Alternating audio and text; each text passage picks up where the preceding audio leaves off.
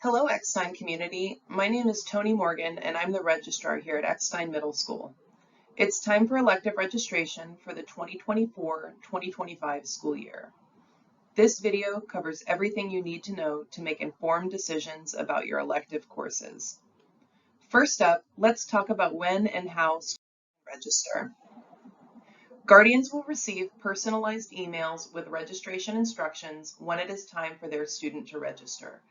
Here is the breakdown by grade level of when to expect those emails. Current 6th and 7th grade students will have 1 week to register starting March 22nd.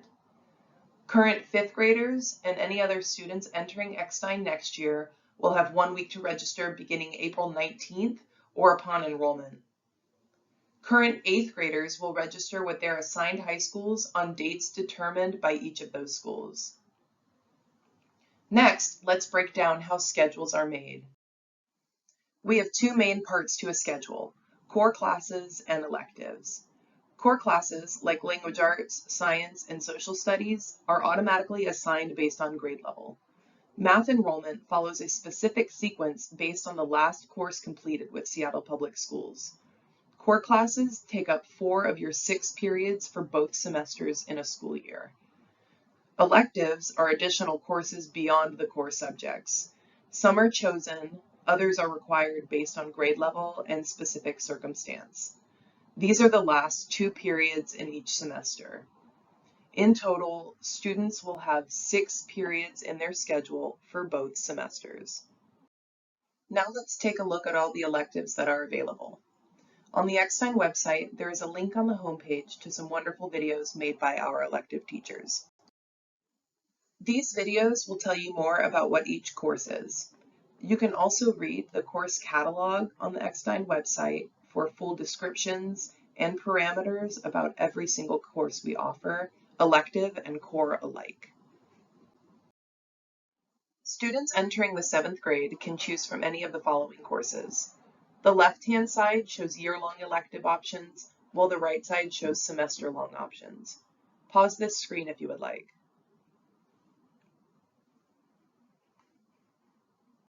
Students entering 8th grade can take any of these following courses. The left-hand side shows year-long elective options, while the right side shows semester-long options. Pause this screen as long as you would like. Hopefully you saw some electives in those lists that you are interested in taking next year. Now you may be wondering how many you can choose to make a full schedule. Students need to choose enough electives so that they have 2 periods in each semester. Remember, a year-long elective lasts for the full year, so that would occupy 1 space for both semesters. The exact number of electives you can pick will depend on what you choose to do about your PE requirement. If you take PE, this will fill 1 period for 1 semester. If you waive PE, you will still have 2 periods in both semesters to fill with electives. Now is a great time to introduce the worksheets attached to the emails your guardians got.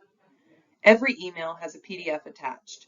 You can use the PDF digitally, it has checkboxes enabled, or you can get a paper copy from the main office. The worksheet will line up very well with what you see in the source and will cover most of what you've seen in the video up until now. Start with decision number 1, the required PE selection. Will you take team sports or the partners class to fulfill the requirement? If not, that means you will have to complete a PE waiver. The course that you will choose to select that is called PE waived. Choose one of these before moving on to decision number 2. Decision number 2 and decision number 3 go together. Number 2 is a list of all the year-long electives you can take, and number 3 is all the semester electives you can take. Depending on what you picked for your PE requirement, make sure to choose enough electives between these 2 decisions to make those 2 full periods of electives each semester. Musicians should make sure to speak with their music directors for guidance on selecting the right music course. Feel free to pause this video as long as you need to until you've made decisions for number 2 and number 3. Resuming with number 4, with decision number 4 on the worksheet, you will see 4 spaces to write in backup elective choices. Pick any of the electives from either Decision 2 or Decision 3 to be your backups. They do have to be different from what you just checked off for your primary choices though. You only have to pick 2, but you can pick as many as 4. The courses you list in this section are just in case electives because there is always a chance that what you picked in Decision number 2 and Decision number 3 won't make it to your schedule. We will try very hard to give you your primary choice electives, but just in case we cannot, we have to ask for backups.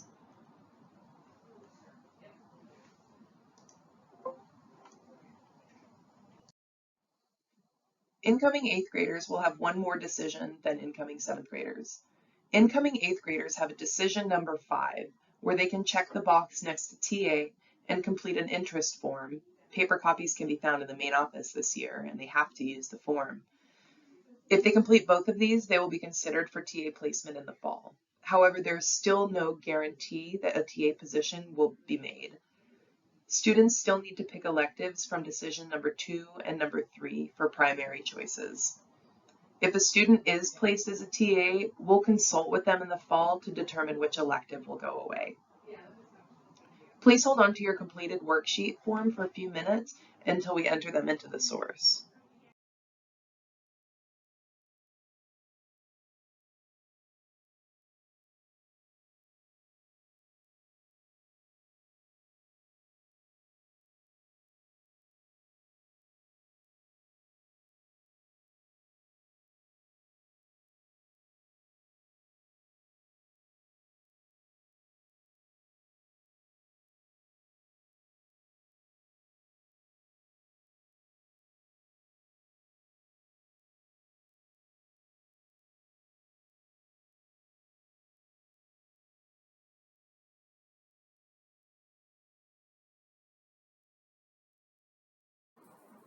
Now we are ready to input our elective choices to the source.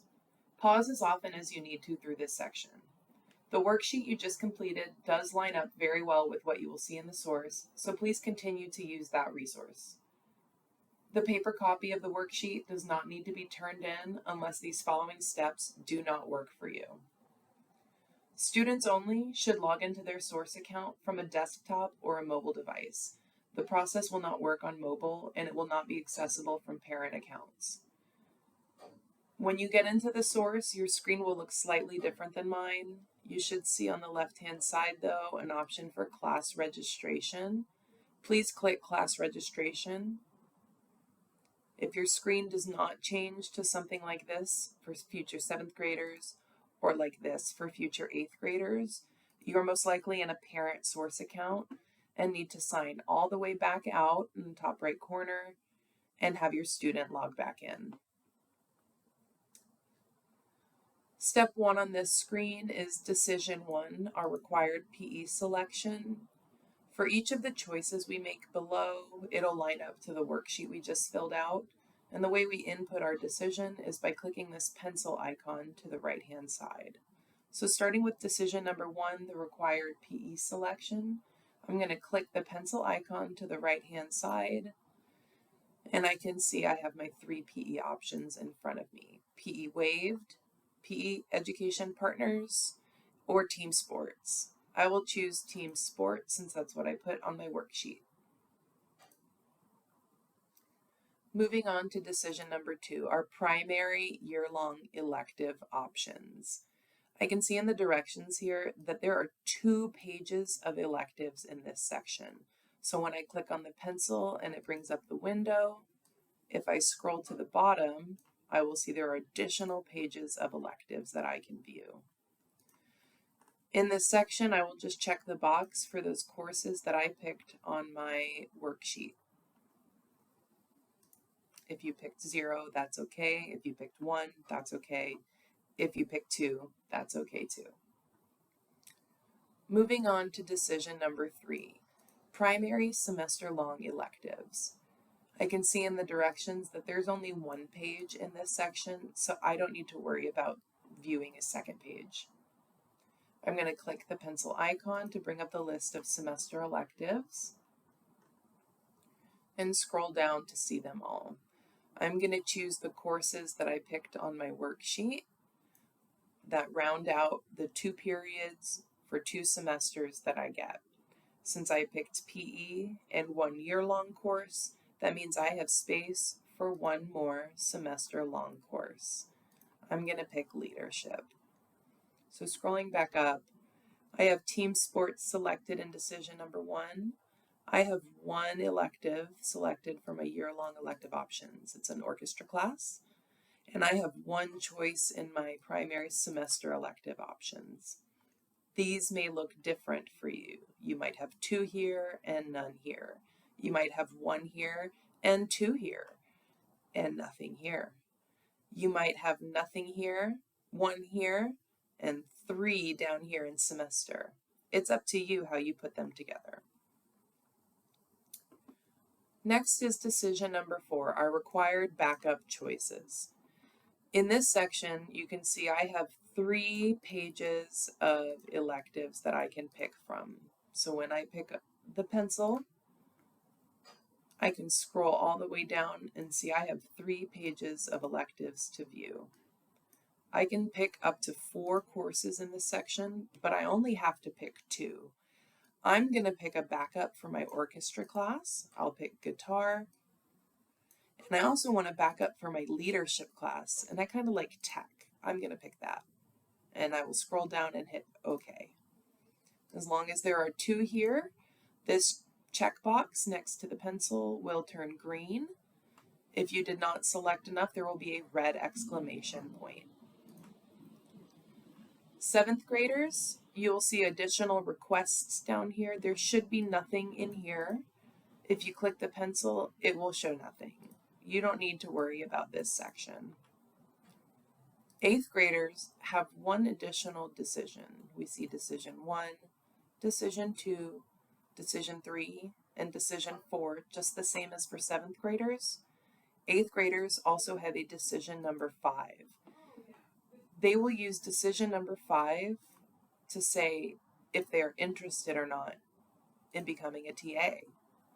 Choosing this does not mean that they will get TA placement. It just means that they're interested.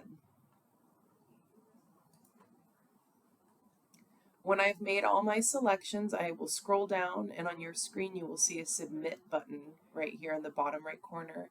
Again, because we're in my registrar view, I don't get that. It will look the same on the 7th grade page.